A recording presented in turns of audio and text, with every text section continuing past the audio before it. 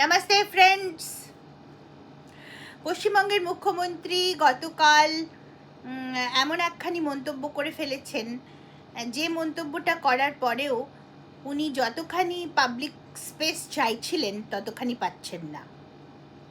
মুখ্যমন্ত্রী কোনোভাবেই আর প্রাসঙ্গিক হতে পারছেন না। উনি যাই করুন, মানুষ আর তার দ্বারা মুভড হচ্ছে না। মুখ্যমন্ত্রী এগুলো বলেন কেন? তার কারণ তিনি চান লোকে তাঁকে নিয়ে কথা বলুন এবং তিনি যাতে রাজনৈতিকভাবে প্রাসঙ্গিক থাকতে পারেন। কিন্তু রাজনৈতিক প্রাসঙ্গিকতা মুখ্যমন্ত্রী হারিয়ে ফেলেছেন। সে কারণে মুখ্যমন্ত্রী যাই করুন না কেন, গান করুন, নাচ করুন, হাত পা তুলে চোখটি করে গোল, সবাই বলে গেলুম গেলুম আমায় ধরে তোল, মানে এই ধরনের আচরণ হেড অফিসের বড়বাবুর মতন করলেও আজকাল আর ওনার কথায় মানুষজন ততটা মুভড হচ্ছে না। সেই কারণেই ওনাকে হয়তো এমন একটা মন্তব্য করতে হলো, যে মন্তব্যটা করলে মানুষ, পাবলিকের প্রতিক্রিয়া তিনি পাবেন এরকম একটা বিশ্বাস ওনার ছিল। এবং সেই কারণেই তিনি ওই ধরনের একটা অদ্ভুত মন্তব্য করে বসলেন। কিন্তু দুঃখের বিষয় হলো, তা সত্ত্বেও মানুষ কিন্তু ওনার সেই বক্তব্যে ততটা পাত্তা দেয়নি। একটা ভয়াবহ মন্তব্য করেছেন। কোন কমিউনিটির কথা তিনি বলেছেন আমি বলতে পারবো না, আমি জানি না।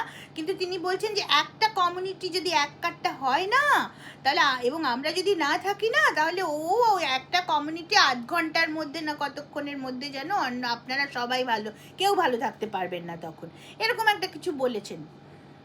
কিন্তু এই কথাটা বলবার পরেও কিন্তু মানুষজন সেটা নিয়ে আর তেমন আলোচনা করছে না। কারণ মানুষজন বুঝতে পেরে গেছে যে উনি মানুষকে ভয় দেখিয়ে ভোট চাইছেন।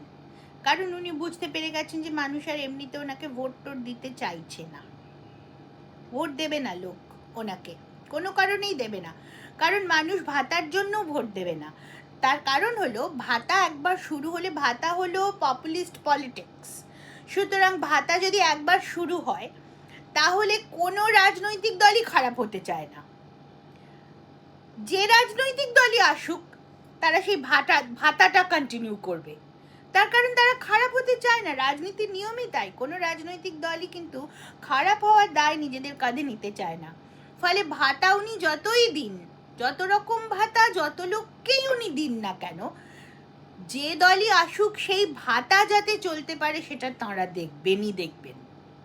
কারণ কোনো রাজনৈতিক দল রাজনীতির ময়দানে নেমে খারাপ হতে চায় না। সুতরাং ভাতা দিয়ে উনি মানুষকে তুষ্ট করে আর ভোট পাবেন না। মানুষ এটা বুঝতে পেরে গেছে যে ওনাকেই ভোট দিই আর যাকেই ভোট দিই ভাতা আমরা পাবই, এটা লোকজন বুঝেছে। সুতরাং ভাতার লোভ দেখি আর ভোট উনি পাবেন না, বুঝতে পারছেন। তাহলে এবার ভাতা যদি না হয়, তাহলে আর কিসের জন্য, মানে আর কি দেখালে ভোট পেতে পারেন? ভয় দেখালে। সেই কারণে উনি একটা ভয়ের কথা মানুষকে বলেছেন, যে আমি যদি না থাকি, আমরা যদি না থাকি, তাহলে তোমাদের সর্বনাশ হবে। একটা কমিউনিটি এক কাট্টা হয়ে গিয়ে তোমাদের সকলকে একেবারে শেষ করে দেবে। এবার কোন কমিউনিটির কথা উনি বলেছেন আমি সেটা একদমই জানি না, কিন্তু আমি ফ্র্যাঙ্কলি বলছি, আমি বুঝতে পারিনি উনি কোন কমিউনিটির কথা বলেছেন। কারা এক কাট্টা হয়ে কাদেরকে একেবারে শেষ করবে সেটা আমি জানি না। এই জানি না কথাটা কেন বলছি, তার কারণ হলো, পশ্চিমবঙ্গের ইতিহাস যদি আমরা সত্যি পড়ি, বা সত্যি যদি একটু পিছনের দিকে যদি তাকাই, মুখ্যমন্ত্রী মমতা বন্দ্যোপাধ্যায় নিজেও যদি পশ্চিমবঙ্গ এবং কলকাতার ইতিহাসের দিকে একটু তাকান, তাহলে দেখতে পাবেন যে কলকাতার তো ভয়ঙ্কর সমস্ত মহাদাঙ্গার সাক্ষী হয়ে রয়েছে। লোকে বলে না বাংলা হচ্ছে সম্প্রীতির জায়গা, বাংলা কোনোদিনই সম্প্রীতির জায়গা ছিল না। বাংলা ভয়ঙ্কর সমস্ত মহাদাঙ্গা দেখেছে, একটার পর একটা দাঙ্গা বাংলা দেখেছে। রাদার বাংলার ইতিহাস তো দাঙ্গার ইতিহাস। বাংলা কোনোদিনই সম্প্রীতির জায়গা ছিল না, সম্প্রীতির জায়গা ছিল না। সত্যিটাকে তো আমরা সত্যি বলেই গ্রহণ করব। এবং সেইখানে যদি আমরা সেই মহাদাঙ্গার দিকে পিছনে ফিরে তাকাই, তাহলে কিন্তু দেখা যাবে যে যারা দাঙ্গাটা শুরু করেছিল, দাঙ্গা যখন শেষ হলো তখন তাদের লোকেরাই অনেক বেশি মারা গিয়েছিল। সেই রিপোর্ট তো পাবলিক ডোমেইনেই আছে, এবং বিদেশি লেখকদের লেখা রিপোর্ট, ব্রিটিশ রিপোর্ট আছে। যে অনেক বেশি সংখ্যায় কিন্তু তারাই মারা গিয়েছিল যারা দাঙ্গাটা শুরু করেছিল।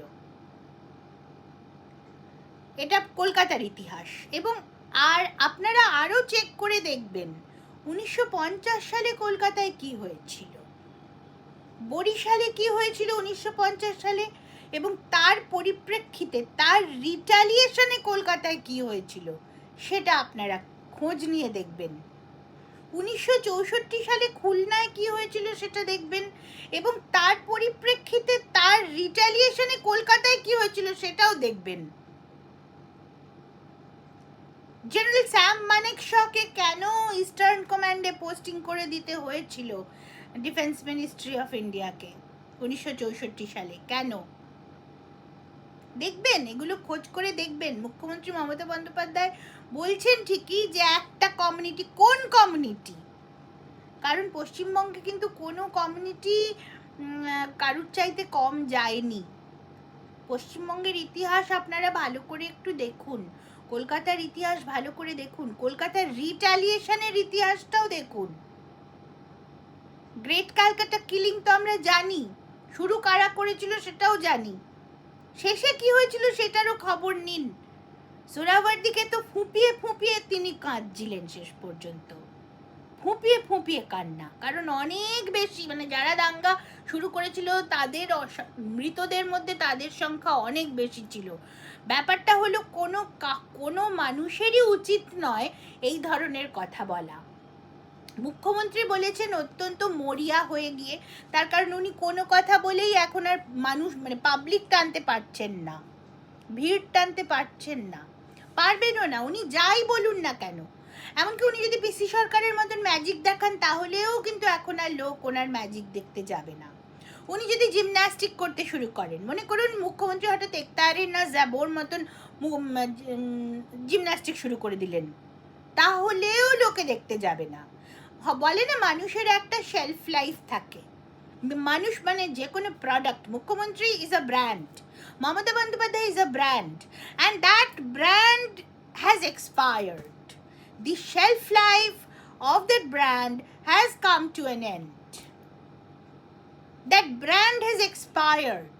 সুতরাং উনি যাই বলুন না কেন, যে কমিউনিটি কোন কমিউনিটি এই সেই আধা ঘন্টা এই যা খুশি উনি বলুন, অতটা আর মানুষের মধ্যে আলোড়ন সৃষ্টি করতে তিনি পারবেন না।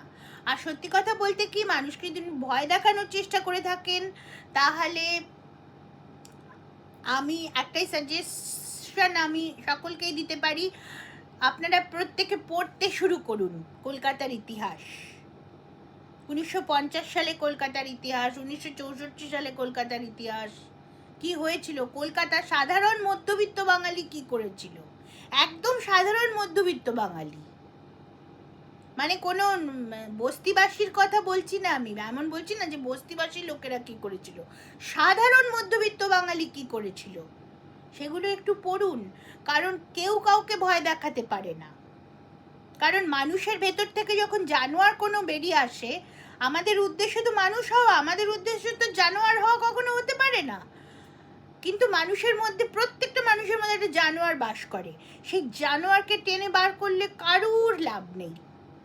সমস্ত কমিউনিটিকে এই কথাটা যদি তারা যদি বুঝে নেয় এবং বুঝে নিয়ে যদি রাজনীতিটাকে কনস্টিটিউশনাল ডেমোক্রেসি এবং ডেমোক্রেটিক পলিটিক্স, কনস্টিটিউশনাল পলিটিক্সের ডোমেইনের মধ্যেই যদি আমরা নিজেদেরকে বেঁধে রাখি, সভ্যতার ডোমেইনের মধ্যে যদি আমরা নিজেদেরকে বেঁধে রাখি, তাহলে সকলেরই মঙ্গল। আর সভ্যতার গণ্ডি থেকে বেরিয়ে ওই জানোয়ারকে টেনে বার করলে কারুর মঙ্গল নেই, এটা বুঝতে পারলে ভালো।